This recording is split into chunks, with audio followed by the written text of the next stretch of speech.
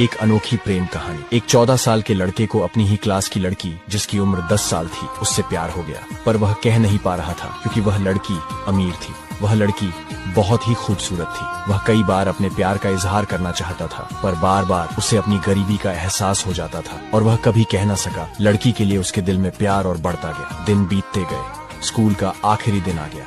लड़का अपने घर से स्कूल जा रहा था, तभी उसे रास्ते में उस लड़की की फोटो मिली। लड़का बहुत खुश हुआ और उसे अपने प्यार की आखिरी निशानी समझकर रख लिया। समय बीतता गया। लड़का बड़ा होकर उस लड़की को तलाशता रहा, पर वह न मिली। कुछ दिनों बाद लड़के की शादी एक खूबसूरत लड़की से हो गई, लेकिन वह आज भी उस लड़की से ही प्यार करता था। एक दिन वह उसी लड़की की फोटो देख रहा था तो उसकी पत्नी ने पूछा कि ये कौन है और आपको कहाँ से मिली। लड़के ने कहा कि तुम इसे जानती हो तो भगवान भी कभी न कभी मिला ही देते हैं। प्यार सच्चा हो तो कभी फीका नहीं पड़ता, न वक्त के साथ, न हालात के साथ और ना ही उम्र के साथ।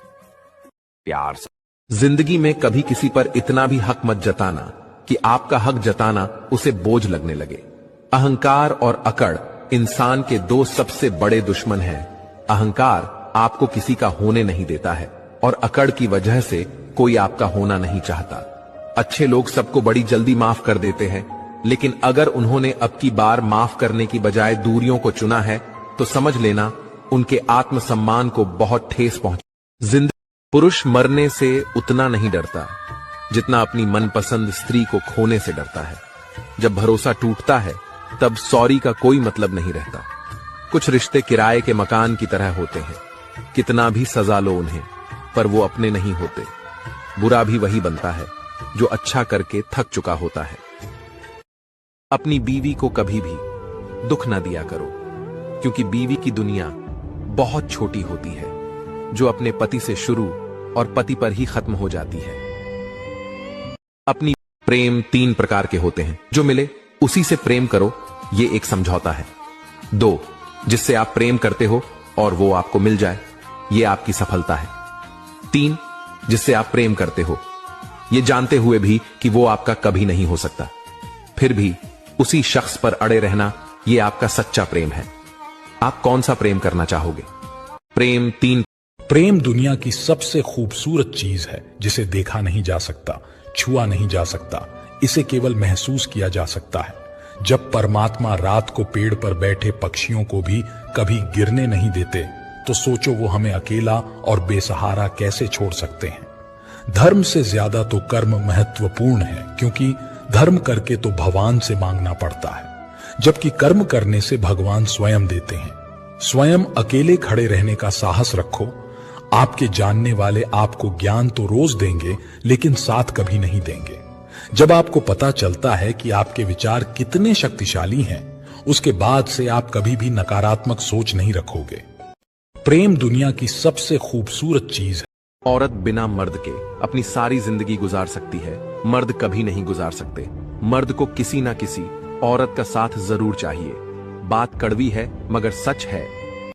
एक बूढ़ी अम्मा की बेटे की नई नई शादी हुई। अम्मा बहुत खुश थीं कि बहू घर आई है। परिवार के सभी लोग बहू के आने से खुश थे, लेकिन बहू परिवार को देखकर खुश नहीं थी। बहू अक्सर यही सोचती कि इतने सारे लोगों को कैसे संभालेगी। अब कुछ दिन बाद बहू को रसोई में खाना बनाने के लिए सास ने बोला। सास ने कहा, बहू अब से पूरे घर का खाना तुम बनाओगी। अब बहू को खाना बनाना नहीं आता। बहू रसोई में जाती है और यूं उल्टा सीधा खाना बना के आ जाती है। लेकिन जब परिवार के लोग खाना खाने बैठते तो बहू के हाथ का खाना खाकर खाने की बहुत तारीफ करते। बहू मन ही मन सोचती कि मुझे तो खाना बनाना नहीं आता, तो ये लोग मेरे खाने की इतनी तारीफ क्यों करते हैं। बहू को कभी समझ नहीं आया कि उसका खाना इतना स्वादिष्ट कैसे बनता है। एक दिन बहू रसोई में काम करके बाहर गई। बहू ने देखा कि उसकी सास रसोई में उसके खाने को छक्कर देख रही है। बहू ने कहा, माँ जी आप यहाँ कैसे? सास ने बोला, बहू मुझे मालूम है तुझे खाना बनाना नहीं आता। तू जब भी खाना बनाती थी तो मैं तेरे पीछे से आकर इस खाने को ठीक कर देती थी, जिससे कि तेरी इज्जत इस घर में बनी रहे, क्योंकि मैं भी एक समय में ऐसी ही थी। मेरे साथ तो कोई नहीं था, मगर मैं हमेशा तेरे साथ हूँ। सास की बात सुनकर बहू रोने लगी। इस कहानी का निष्कर्ष यह है कि परिवार में एक दूसरे का सहारा और समझ होना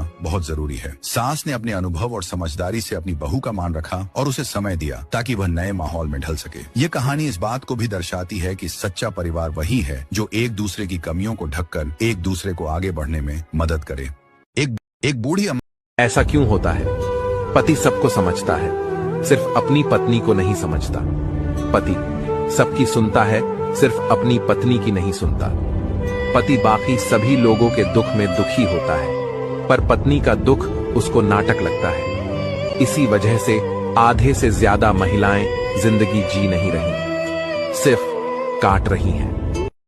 ऐसा क्यों? सिर्फ मांग में सिंदूर लगा देने से रिश्ता नहीं चलता है।